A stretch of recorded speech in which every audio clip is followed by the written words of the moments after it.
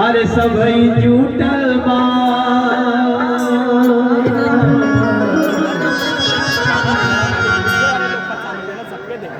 सबई जुटल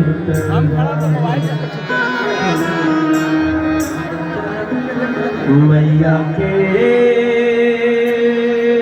सिंगार में कि सबई जुटल रहो अरे सबई जुटल बरे माई ए माई सबई जुटल बहो अरे मनो जब आइल बाटे फिर से सिंगार में मनो जब आइल बाटे फिर से सिंगार में दुर्गा दरबार में मनो आइल बाटे फिर से सिंगार में दुर्गा दरबार में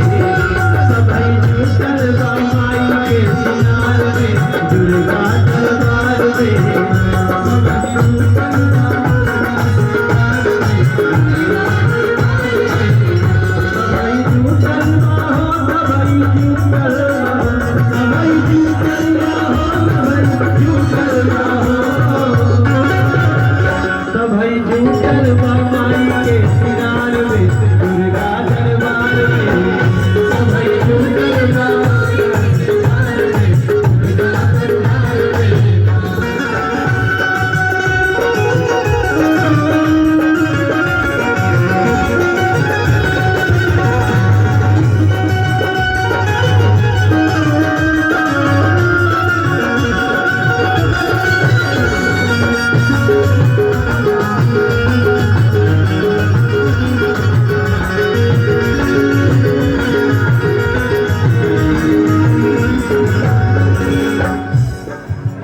गेहूं भर के आइल बाटे